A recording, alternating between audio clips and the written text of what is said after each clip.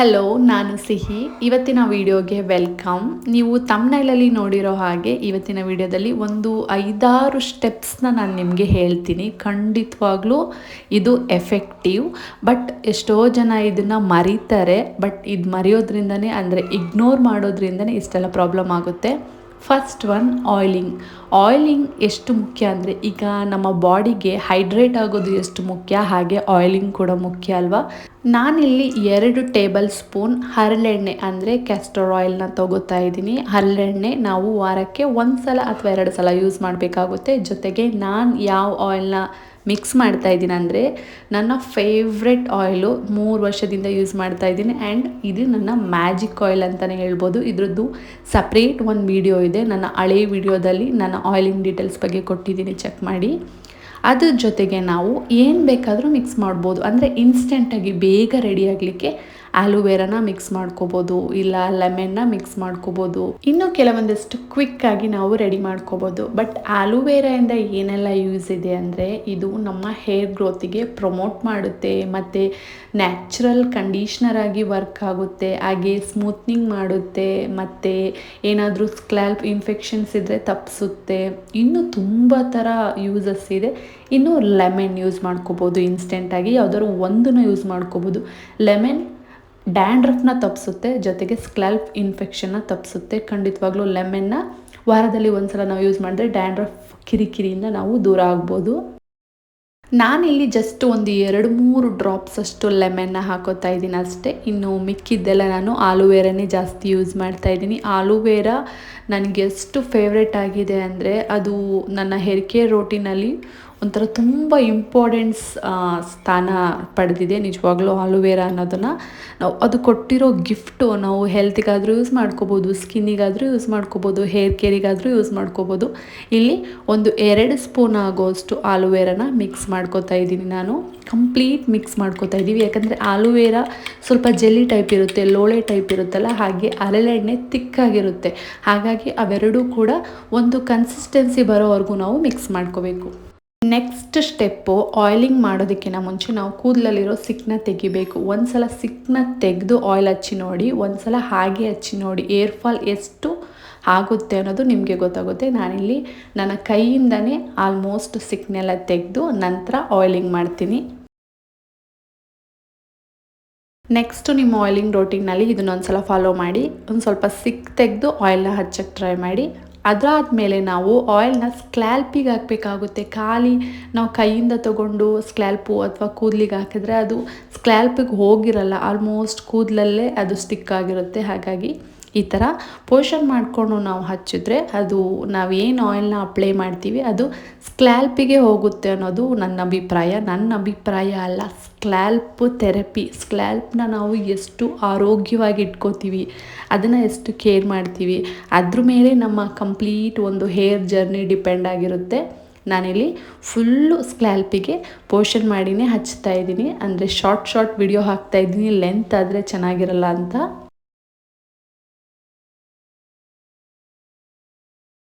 Oil ಹಚ್ಚಿದ ಮೇಲೆ at least 2 ನಿಮಿಷ ಅಂದರೆ 120 ಸೆಕೆಂಡಷ್ಟು ನಾವು ಮಸಾಜ್ ಕೊಟ್ಟರೆ ಆಯಿಲಿಗೂ ಮತ್ತು ಬ್ಲಡ್ ಸ್ಟಿಮ್ಯುಲೇಟ್ ಆಗುತ್ತಲ್ಲ, ಅಂದರೆ ಸರ್ಕ್ಯುಲೇಷನ್ಗೂ ಇಂಪ್ರೂವ್ ಆಗಿ ಅದು ನೆಕ್ಸ್ಟು ಅದ್ರದ್ದು ಪ್ರೋಸೆಸ್ ಏನಿರುತ್ತೋ ಅದಕ್ಕೆ ನಾವು ಯೂಸ್ ಮಾಡಿಕೊಡ್ತೀವಿ. ಅಂದರೆ ಹೆಲ್ಪ್ಫುಲ್ ಆಗಿರ್ತೀವಿ.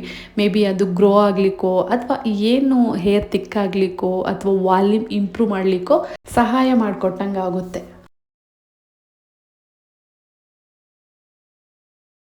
ಆಯಿಲೆಲ್ಲ ಹಚ್ಚಿದ್ದಾಯಿತು. ಹೇಗಿದ್ದರೂ ನಾನು ಆಲೋವೆರಾನ ಯೂಸ್ ಮಾಡಿದೆ ಅಲ್ವಾ, ಹಾಗಾಗಿ ನನಗೆ ಇತ್ತೀಚೆಗೆ ಡಾರ್ಕ್ ಸರ್ಕಲ್ ತುಂಬ ಆಗಿದೆ. ತುಂಬ ಅಂದರೆ ಆಫ್ಟರ್ ಬೇಬಿ ನಿದ್ದೆಯಲ್ಲಿ ವೇರಿಯೇಷನ್ಸ್ ಇರುತ್ತೆ, ಜೊತೆಗೆ ನಮ್ಮ ಒಂದು ಸ್ಕಿನ್ ಕೇರ್ ರೋಟೀನಲ್ಲೂ ವೇರಿಯೇಷನ್ಸ್ ಇರುತ್ತೆ. ಹಾಗಾಗಿ ನಾನು ಆಲೋವೆರಾನ ಸ್ವಲ್ಪ ಮಸಾಜ್ ಮಾಡ್ಕೋತಾ ಇದ್ದೀನಿ. ಮಸಾಜ್ ಮಾಡಬೇಕಾದ್ರೆ ಕೂಲಿಂಗ್ ಅನಿಸುತ್ತೆ. ನಮ್ಮ ಕಣ್ಣತ್ರ ಮತ್ತು ಕೆನ್ನೆ ಹತ್ರ ಮಸಾಜ್ ಮಾಡ್ತಾಯಿದ್ರೆ ಏನೋ ಒಂಥರ ತುಂಬ ಸ್ಯಾಟಿಸ್ಫ್ಯಾಕ್ಷನ್ ಸಿಗುತ್ತೆ. ಹಾಗಾಗಿ ನಾನು ಸ್ವಲ್ಪ ಡಾರ್ಕ್ ಸರ್ಕಲ್ ಹೋಗುತ್ತೆ ಅಂತ ಮಾಡ್ತಾ ಇಲ್ಲ, ಅಟ್ಲೀಸ್ಟ್ ಹೋಗ್ಬೋದೇನೋ ಅಂತ. ಡಾರ್ಕ್ ಸರ್ಕಲೆಲ್ಲ ಅಷ್ಟು ಬೇಗ ಈಸಿಯಾಗಿ ಕಡಿಮೆ ಆಗೋಲ್ಲ, ಅದಕ್ಕೆಲ್ಲ ಕ್ರೀಮ್ ಬೇಕಾಗುತ್ತೆ ಮತ್ತು ಕನ್ಸಿಸ್ಟೆನ್ಸಿ ಬೇಕಾಗುತ್ತೆ. ಓಕೆ, ಈಗ ಆಫ್ಟರ್ ಹೇರ್ ವಾಶ್ ನನ್ನ ಹೇರ್ ಯಾವ ರೀತಿ ಕಾಣ್ತಾ ಇದೆ, ಬೌನ್ಸಿಯಾಗಿ ಮತ್ತು ಥಿಕ್ಕಾಗಿ ಮತ್ತು ಎಷ್ಟು ಶೈನಿಯಾಗಿ ಕಾಣಿಸ್ತಾ ಇದೆ ಅಲ್ವಾ. ನನ್ನ ಹೇರ್ ವಾಲ್ಯೂಮ್ ಜಾಸ್ತಿ ಇದೆ. ವಾಲ್ಯೂಮ್ ಜಾಸ್ತಿ ಮಾಡೋದಕ್ಕೆ ನಾವು ಮೊದಲನೇದಾಗಿ ಹೇರ್ ಫಾಲ್ ಕಂಟ್ರೋಲ್ ಮಾಡಬೇಕು. ಹೇರ್ ವಾಶ್ ಆಗಿ ಒಂದು 80% ಅಥವಾ 90% ಕೂದಲು ಡ್ರೈ ಆದಮೇಲೆ ಹೇರ್ ಸೆರಮ್ನ ಹಚ್ಚಬೇಕು ನಾವು. ಹೇರ್ ಸೆರಮ್ ಅನ್ನೋದು ನಾನು ಅದ್ರ ಬಗ್ಗೆ ಇನ್ಫಾರ್ಮೇಷನ್ ಆಲ್ರೆಡಿ ನನ್ನ ಪ್ರೀವಿಯಸ್ ವೀಡಿಯೋದಲ್ಲಿ ಕೊಟ್ಟಿದ್ದೀನಿ. ಲಿವಾನ್ ಮತ್ತು ಸ್ಟ್ರಿಕ್ಸ್ ಇವೆರಡು ಹೇರ್ ಸೆರಮ್ ನಾನೀಗ ರೀಸೆಂಟಾಗಿ ಯೂಸ್ ಮಾಡ್ತಾ ಇದ್ದೀನಿ. ಜಸ್ಟ್ ಒಂದು ಟ್ಯಾಪ್ ಅಷ್ಟು ತೊಗೊಂಡು ಅದನ್ನು ಕೈಯಲ್ಲಿ ಪೂರ್ತಿ ರಬ್ ಮಾಡಿ ಕೂದಲು ಅಂದರೆ ಸ್ಕ್ಯಾಲ್ಪಿಗೆಲ್ಲ ಹಚ್ಚೋ ಆಗಿಲ್ಲ. ಇದು ಕಂಪ್ಲೀಟ್ ಕೂದಲು ಮೇಲಿಂದ ಹಿಡಿದು ಕೆಳಗಡೆ ತುದಿವರೆಗೂ. ಆ್ಯಕ್ಚುಲಿ ಜಾಸ್ತಿ ನಾವು ತುದಿಗೆ ಹಚ್ಚಬೇಕಾಗುತ್ತೆ, ಯಾಕಂದರೆ ಬ್ರೇಕೇಜ್ ಏರಾಗುತ್ತಲ್ಲ ಮತ್ತು ಸ್ಪ್ಲಿಟ್ ಎಂಡ್ಸ್ ಅಂದರೆ ಸೀಳು ಕೂದಲಾಗುತ್ತಲ್ಲ ಅದನ್ನು ತಪ್ಪಿಸುತ್ತೆ. ಹಾಗೆ ಸಿಕ್ಕು ಅಂದರೆ ಫ್ರಿಜ್ ಆಗೋದನ್ನು ತಪ್ಪಿಸುತ್ತೆ. ಹಾಗೆ ಕೂದಲನ್ನ ಶೈನಿಂಗ್ ಮಾಡುತ್ತೆ. ಒಂದು ಈ ಕಡೆ ಒಂದು ಡ್ರಾಪು, ಈ ಕಡೆ ಒಂದು ಡ್ರಾಪು ಮತ್ತು ತುದಿಗೆ ಎರಡು ಸೇರಿ ಒಂದೊಂದು ಡ್ರಾಪ್ ಹಚ್ಚಿದ್ರೆ ಸಾಕಾಗುತ್ತೆ. ನಮಗೆ ಹಚ್ಬೇಕಾದ್ರೇ ಗೊತ್ತಾಗುತ್ತಲ್ವ ಎಷ್ಟು ನಮ್ಮ ಕೂದಲಿಗೆ ಸಾಕಾಗುತ್ತೆ ಅಂತ. ಅಷ್ಟನ್ನು ಕಂಪ್ಲೀಟ್ ಕೂದಲಿಗೆ ಮಿಕ್ಸ್ ಆಗೋ ಥರ ಹಚ್ಚಬೇಕಾಗುತ್ತೆ. ನನ್ನ ಕೂದಲು ಸ್ವಲ್ಪ ತಿಕ್ಕಿರೋದ್ರಿಂದ ಒಂದು 4 ಡ್ರಾಪ್ಸ್ ಬೇಕಾಗುತ್ತೆ ನನಗೆ. ಎರಡೂ ಸೈಡು ಒಂದೊಂದು ಡ್ರಾಪ್ಸು, ಜೊತೆಗೆ ಹಿಂದೆಗಡೆ ಎಲ್ಲ ಹಚ್ಚಬೇಕಾಗುತ್ತಲ್ಲ, ನಾನು ಜಾಸ್ತಿ ಸಿಕ್ಕಾಗುತ್ತೆ ನಂದು. ಹಾಗಾಗಿ ನೆಕ್ಸ್ಟು ಅಗೇನ್ ನಾವು ಬಾಚಿನ್ಗೆ ಆದರೂ ಯೂಸ್ ಮಾಡ್ಕೋಬೋದು ಅಥವಾ ಕೈಯಿಂದ ಆದರೂ ಬಿಡಿಸ್ಕೋಬೋದು. ನಾನು ಫಾಲೋ ಮಾಡೋ ಆಲ್ಮೋಸ್ಟ್ ಒಂದು ರೋಟೀನ್ ಅಂದರೆ, ನಾನು ಏನಾದರೂ ಹೊರಗಡೆ ಹೋಗಂಗಿದ್ರೆ ಮಾತ್ರ ಬಾಚಿನ್ಗೆನ ಯೂಸ್ ಮಾಡ್ತೀನಿ. ಇಲ್ಲಾಂದರೆ ಆಲ್ಮೋಸ್ಟ್ ಕೈಯಿಂದನೇ ಅಂದರೆ ಬೆರಳುಗಳ ಸಹಾಯದಿಂದನೇ ಕೂದಲನ್ನ ಬಿಡಿಸ್ಕೊಂಡು ಜಡೆ ಹಾಕೋತೀನಿ. ಸ್ವಲ್ಪ ಏರ್ ಫಾಲ್ ಆಗುತ್ತಷ್ಟೇ. ಬೇಕಿದ್ರೆ ನೀವು ಟ್ರೈ ಮಾಡಿ. ಏನಾದರೂ ಹೊರಗಡೆ ಹೋಗಂಗಿದ್ರೆ ಮಾತ್ರ ಬಾಚಿನ್ಗೆನ ಯೂಸ್ ಮಾಡಿ, ಇಲ್ಲಾಂದರೆ ಕೈಯಿಂದನೇ ಬಿಡಿಸ್ಕೊಳ್ಳಿ. ಮೊದಲು ದೊಡ್ಡದಾಗೆ ಬಿಡಿಸ್ಕೊಂಡು ಆಮೇಲೆ ಚಿಕ್ಕದಾಗಿ ಬಿಡಿಸ್ಕೊಂಡ್ರೆ ಹೇರ್ ಫಾಲ್ ಒಂದು 50% ನಾವು ಕಂಟ್ರೋಲ್ ಮಾಡ್ಬೋದು. ಜಾಸ್ತಿ ನಾವು ಎಳೆಯಲ್ವಲ್ಲ, ಹಾಗಾಗಿ ಕೂದಲು ಉದುರೋದು ಕಡಿಮೆ ಆಗುತ್ತೆ. ನೆಕ್ಸ್ಟು ಬಾಚಿನ್ಗೆ ಯೂಸ್ ಮಾಡಿಕೊಂಡು ಈ ಥರ ಕೆಳಗಡೆ ಅಂದರೆ ತುದಿಯಿಂದ ನಾವು ಫಸ್ಟು ತೆಗಿಬೇಕಾಗುತ್ತೆ. ಮೇಲಿಂದನೇ ಎಳೆದ್ರೆ ಕೆಳಗಡೆ ಗಂಟಾಗಿರುತ್ತೆ, ಆವಾಗ ಮೇಲಿಂದ ಕಿತ್ಕೊಂಡು ಬರುತ್ತೆ. ಸ್ವಲ್ಪ ತುದಿಲಿ ತೆಗೆದು ನಂತರ ಮೇಲೋಗಿ ನಂತರ ಫುಲ್ಲು ಮೇಲ್ಗಡೆಯಿಂದ ನಿಧಾನಕ್ಕೆ ಬಾಚಿದ್ರೆ may be hair fall control ಆಗುತ್ತೆ. ಬಟ್ ಇವಕ್ಕೆಲ್ಲ ತಾಳ್ಮೆ, ಪೇಷನ್ಸ್ ತುಂಬ ಮುಖ್ಯ. ಯಾರೆಲ್ಲ ರೋಟೀನ್ ಫ್ರೀ ಆಗಿರ್ತೀವೋ ಅವರೆಲ್ಲ ಫಾಲೋ ಮಾಡ್ಬೋದು. ಬ್ಯುಸಿ ಸ್ಕೆಡ್ಯೂಲರ್ಗೆ ನಾನೇನು ಮಾಡೋದಕ್ಕಾಗಲ್ಲ, ಅವರವರಿಗೆ ಬಿಟ್ಟಿದ್ದು ರೋಟೀನು. ಯಾರೆಲ್ಲ ಬ್ಯುಸಿಯಾಗಿರ್ತಾರೆ ಅಂದರೆ ಸ್ವಲ್ಪ ಬ್ಯುಸಿ ರೋಟೀನ್ ಇರುತ್ತಲ್ಲ, ಅವ್ರು ನನ್ನ ವೀಡಿಯೋ ನೋಡ್ತಾ ಇದ್ದರೆ ಸ್ವಲ್ಪ ಕೋಪ ಬರುತ್ತೆ. ಇಷ್ಟೆಲ್ಲ ಮಾಡ್ಕೊಂಡು ಕೂತ್ಕೊಳ್ಳೋದಕ್ಕೆ ನಮಗೆ ಟೈಮ್ ಇಲ್ಲ, ಪುರ್ಸೋತಿಲ್ಲ, ನೀವೇನೋ ಮಾಡ್ತೀರಾ ಅಂತ. ಬಟ್ ಯಾರಿಗೆಲ್ಲ ಇಷ್ಟ ಇದೆ ಅವರಿಗಷ್ಟೇ ಹೇಳ್ತಾ ಇರೋದು. ಬೇರೆಯವ್ರಿಗೆಲ್ಲ ಹೇಳೋಕ್ಕೆ ನನಗೆ ಯಾವ ರೀತಿ ರೈಟ್ಸ್ ಇಲ್ಲ. ನೆಕ್ಸ್ಟು ಇನ್ವರ್ಷನ್ ಟೈಪಲ್ಲಿ ನಾವು ಒಂದು ಸಲ ಕಾಮ್ ಮಾಡ್ಕೋಬೇಕಾಗುತ್ತೆ, ಒಂದು 3 ಮಿನಿಟ್ಸ್ ಆರ್ 4 ಮಿನಿಟ್ಸ್. ಅದಾದಮೇಲೆ ಮಸಾಜ್ ಕೂಡ ಮಾಡಬೇಕಾಗುತ್ತೆ. ಇದು ನಿಜವಾಗ್ಲೂ ಇದು ಪ್ರೂವ್ ಆಗಿದೆ ಹೇರ್ ಗ್ರೋತಿಗೆ ಮತ್ತು ಬ್ಲಡ್ ಸರ್ಕ್ಯುಲೇಷನಿಗೆ. ಇದು ಇನ್ವರ್ಷನ್ ಮೆಥಡ್ ತುಂಬ ಹೆಲ್ಪ್ ಆಗಿದೆ. ಹಾಗಾಗಿ ಇದನ್ನು ಕೂಡ ಒಂದು 120 ಸೆಕೆಂಡಷ್ಟು ಮಾಡಿದ್ರೆ ಮೇ ಬಿ ಯೂಸ್ ಆಗುತ್ತೆ. ನೆಕ್ಸ್ಟು ಹೇರ್ ಸ್ಟೈಲ್ ಅಂದರೆ ಪ್ರೊಟೆಕ್ಟಿವ್ ಹೇರ್ ಸ್ಟೈಲು.